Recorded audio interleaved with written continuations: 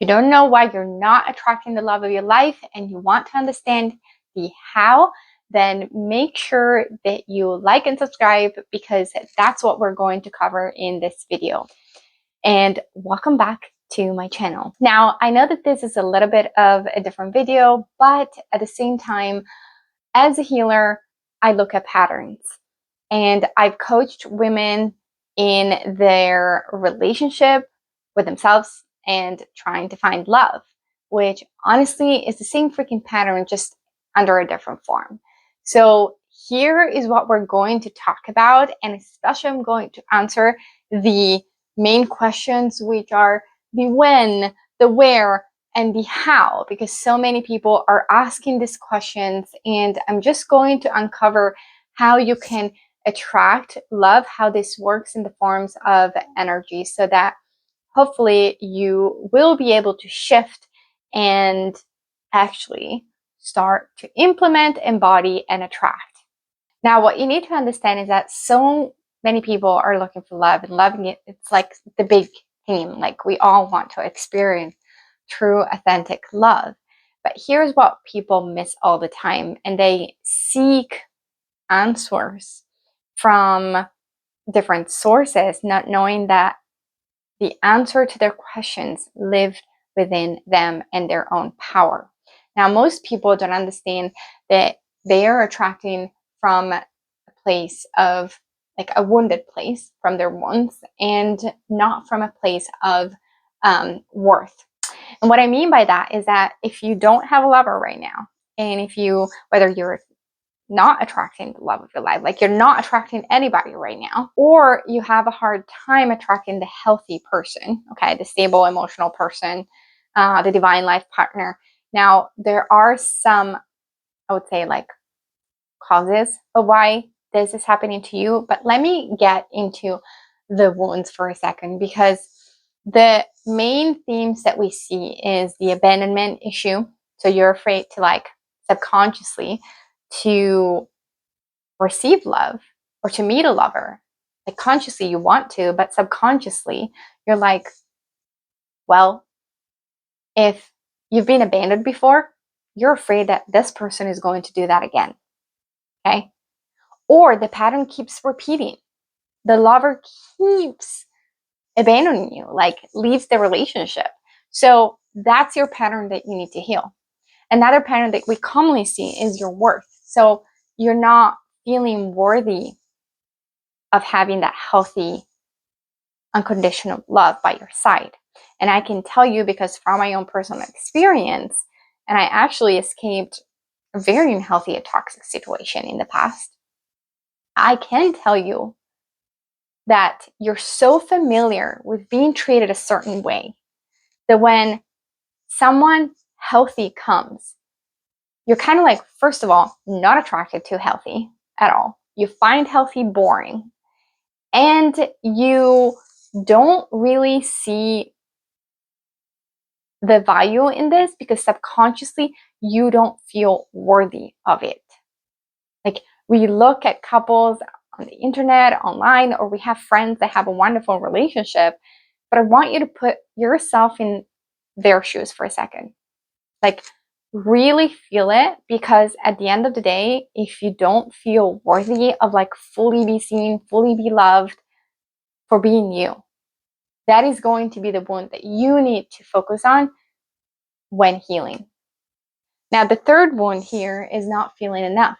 So a lot of the times, if you have the perfectionism syndrome and you have this wound of, like, not ever feeling enough, you don't feel like enough in a relationship. Like, and what this can cause is you overgiving, so people pleasing, overgiving, which means that you're attracting partners that take advantage of you. And in order for you to stand in your own power, you've got to heal this wound of not feeling enough, so that you feel enough, like you just being you, not like being the doormat of the situation, of the relationship. We're not talking about that. Like, just being you. Like, someone needs to be, like, you feeling in your power, so that that person is just so happy to be in your presence. And right now, I know this feels scary. I've healed all of those wounds, and I can tell you that my clients have done too, but it does require work in healing the shadow work so that you can attract from a place of worth. And here's what we see. When you start to attract from a place of your worth, and this is what you're going to be doing energetically so that you can attract the love of your life, is that you need to heal that pattern. So leave me a comment right now and look at the pattern of what you've been attracting. Okay, for example, have you been attracting manipulative lovers, emotionally maybe abusive, or people that betray you, lovers that like at some point in the relationship they start betraying you and they abandon you? Let me know in the comments the pattern, because it's really important to understand the pattern so that we can change it. Okay, and I will do my best to respond to your comments. Now, once you heal the patterns, you need to have standards, okay?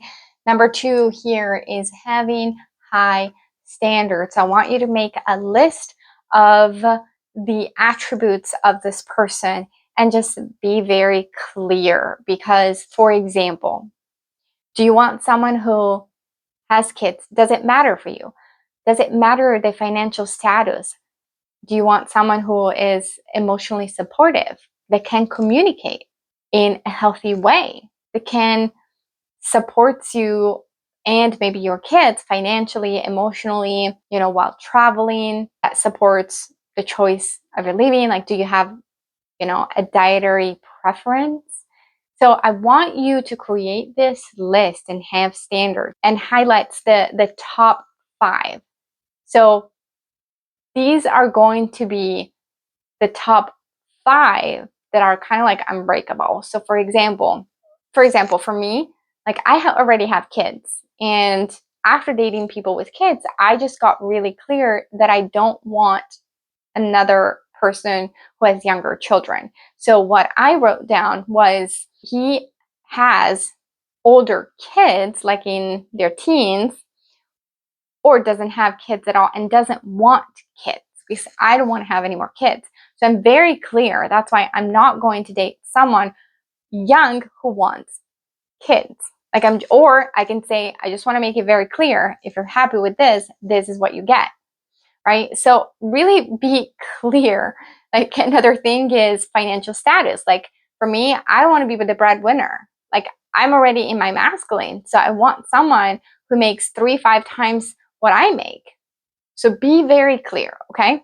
Now, next is to calibrate to that energy. And what I mean by that is to be able to get to that level of the person you want to attract. You need to raise your vibration and become this person. Like, treat yourself the way this person wants.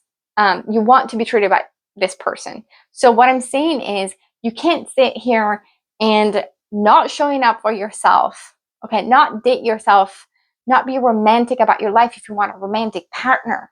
Like, you've got to start romanticizing your life right now so that you can attract the romantic partners. Okay, does that make sense? So raise the vibration to the level of the love frequency that you want to attract in your life. So if you want someone who is communicative and like kind of has a understanding of emotions and is emotionally supportive, you also need to be in touch with yours. You can't just expect someone to show up with a different frequency of who you are right now. So that's super important, because it's going to lead you, to find and attract the right partner. But make sure that you understand that everything has a divine timing. I mean, spirit knows when it's the right time for you and that person. So it's not just you doing the work, it's this person like doing his or her work to meet you at the perfect divine timing and place. Remember that. So I hope that this was helpful. And if it was, please leave me a comment to make sure that you enjoy this content, and I'll see you in the next video. Ciao.